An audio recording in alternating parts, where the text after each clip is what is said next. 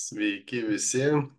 Šiandien po vakar dienos paskutinių kvalifikacijų ir pasveikinimų kilo mintis padaryti šį video, todėl kad, iš tikrųjų nemažai gavau įvairiausių paklausimų, kas tas spėjimas, ką tu čia rodai, kokie čia tūkstančiai apyvartos ir daug dar kas. Tai šiandien greitai perbėgsiu, kodėl tai yra, kas tai yra, kodėl tai yra unikalu, kodėl tai yra kitaip ir apie ką apskritai yra tas PM-as, kodėl jisai kuo toliau, tuo labiau užkariauja vartotojų širdis. Ir pirmiausias pats PM-as yra viskas labai paprasta. PM International tai yra kompanija, kuri besispecializuoja grožio sveikatinimo ir fitneso srityje. Europoje tai dėmesio yra numeris 1, pasaulyje šiuo metu yra 6 vieta, parodysiu po to aš jums grafikus, parodysiu skaičius, nes skaičiai skirtingai nuo viso kito, jie niekada nemeluoja. Tai yra skaičiai parodo tiesiog esamą situaciją. Labai daug emocijų įvairių gali būti, papildomo maitinimo, maisto papildų, ten sferose, rinkose, vieniems patinka produktas, kitiems patinka pakuotė, kitiems patinka gamintojas, kitiems patinka bendruomenė. Tačiau skaičiai, kurie atspindi ir parodo, kiek yra parduodama vieno kito produkto, kiek jo yra iš principo suvartojama, turbūt parodo tai, iš tikrųjų tą tikrą situaciją.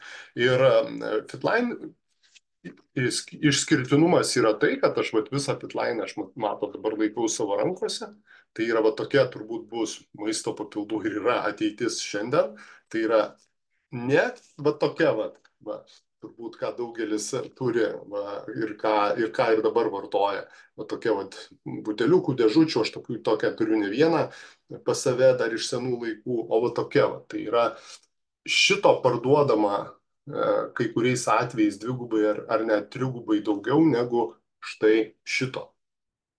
Tai reiškia, kai kažkada tai aš labai mėgstu lyginti su iPhone telefonu, kažkada buvo vienas iPhone telefonas, visi žinojo, visi jį pirko. Lygiai tas pats yra čia.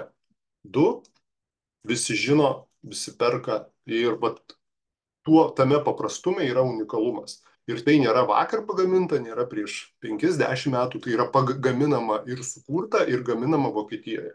Tai yra šalyje, kurioje yra didelės medicinos, farmacijos, visų kitų tradicijos, tai yra šalis, kuri turbūt turi vienas geriausių technologijų šioje srityje. Tai visas Fitline'as, čia mano dviejose rankose manęs kaip prašo papasakoti apie Fitline produktus, tai aš galiu parodyti, kai kartais galvoju, kad aš čia jaukiuosi, galbūt ne. Visas Fitline'as štai yra čia.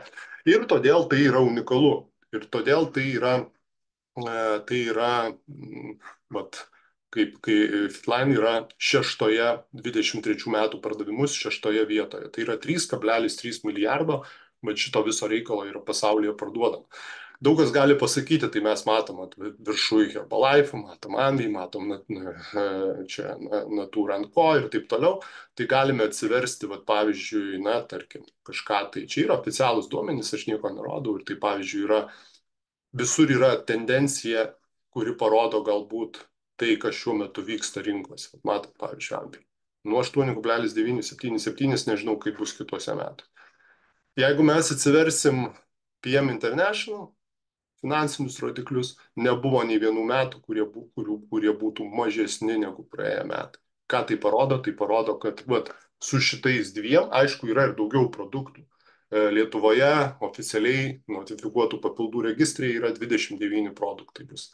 Ir noriu dar pasakyti, kad Lietuvoje tai yra pilnai legalus produktas, turi visus leidimus, sertifikatus, yra visuose registruose atstovas, kuris turi logistikos centrą ir atstovauja PM International Lietuvoje, tai taip pat turi visus leidimus tam, kad jais oficialiai prekiauti. Tai tas irgi yra svarbu. Tai 6 vieta, aš manau, kad jau kitais metais PM International bus turbūt 4, o gal net 3 vietoje, 5 tai tikrai. Ir ką tai parodo? Tai parodo, kad PM su Fitline produktai žino, ko reikia šiuolaikiniam žmogui. Tai yra paprastas vartojimas, tai yra daugumoje atveju greitai veikia, efektyvu. Ir kas svarbiausia, kai matėte kvalifikacijas, kurias kurias ten vat Lina vakar darėm antrą mėnesį, vos antrą mėnesį dirbdama veikloje 10 tūkstančių eurų apyvartą. Aš per pusmetį jau dariau daugiau kaip 30 tūkstančių eurų apyvartą. Iš kur čia tie visi skaičiai ir kodėl tai yra? Todėl, kad na, ne taip dabar atrodo maisto papildai, ką daugelis rodo, tai va tokiam dėžutėm, o va, būtent taip, tai yra paprasta. Vienas ryte, vienas vakare, viskas. Kodėl du? Todėl, kad mineralai su vitaminais kartu nebesigeria. Ir mes va turim tokį rezultatą. Tai yra atrastas tas tokia paslaptis, ko reikia šiuolaikiniam žmogui. Ir tai daro be abejo klientai perka, klientam patogu, klientam, na, daugumoje atveju tai yra kitaip, niekas nenori dabar tos senos formos kažkokios, tai ir yra tas rezultatas, kai žmogus tiesiog ateina iš kokios kitos kompanijos arba ieško vat, kitos galimybės. Aš apskritai pamatęs šitą grafiką supratau, kad na, tiesiog tai yra tas šansas, kai turbūt po 15-20 metų atėjo milijardinė kompanija ateina į Lietuvą ir tu tiesiog tuo, nu, čia tu turi, ir plus tai yra išskirtinis produktas, kuris patiko labai man pačiam iš karto, kad tu čia turi tą galimybę, kurios ilgą laiką neturėjai. Tai aš dabar apeliuoju vat, į tuos žmonės, kurie galbūt na, žiūri čia kažkaip, tai kaip aš tik sakau, žiūrėkim visada skaičius, žinokite, kad to greitai nebus, žiūrėkite, kiek jūsų produkto yra parduodama, jeigu jūs va, ten galvojat, čia PM, ne PM, čia kažkas, tai pasižiūrėkite, kur jūsų kompanija yra reitingė, koks jos yra grafikas, jei tai yra visiškai nauja kompanija ir ten jums sako, kad tai yra labai didžiulis augimas, tai na, neaišku, ar ta kompanija bus po metų, 2-3. PM-as, noriu pasakyti, yra jau 30 metų rinkoje ir Lietuvoje pirmų žingsnių žengia, nes 20 metų dirbo tik tai vokiškai kalbančiose šalyse. Jeigu jūs esate kažkokiame tai senoje kompanijoje, kad ir labai žymioje, tikėtina, kad jūs ten uždirbsit, paklauskit, kas uždirbo per paskutinius metus vieną ar kitą sumą pinigų ir tiesiog jeigu tenai kažkur tai kažkas tai prieš 15-20 metų atėjęs į tą kompaniją turi čekį, tai na, didžiąją dalim tikėtina, kad to čekio pas jūs tokio nebus arba tai bus daroma labai ir labai sunkiai. Kodėl kaip yra, va, aš jums parodysiu klasikinę klientų pasidalinimo schemą, tai yra per pirmus antrus metus, kai kompanija ateina į rinką, jie ateina 5% visų distributorių ir jie gauna didžiausius čekius. Per 3-5 metus, kol kompanija yra rinkoje, ateina 15% distributorių ir vartotojų ir jie gauna na, maždaug tarp 5-10 tūkstančių eurų. Ir taip yra. Ir čia didžiasias paėmęs, didžiuosius mūsų tiesioginių pardavimų lyderius Lietuvoje, kurie atėjo prieš 15-20 metų, panašiai va, taip distributoriai yra pasidalinę.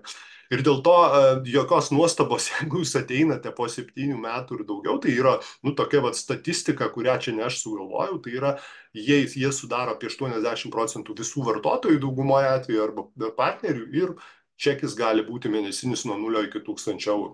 Tai va, jeigu jūsų tikslas yra tiesiog vartoti produktą pas save, na tiesiog tai bent jau rekomenduoju pasižiūrėti, kaip atrodys ateities papildomas maitinimas šiandien, tą galite pabandyti, patikrinti PM-e.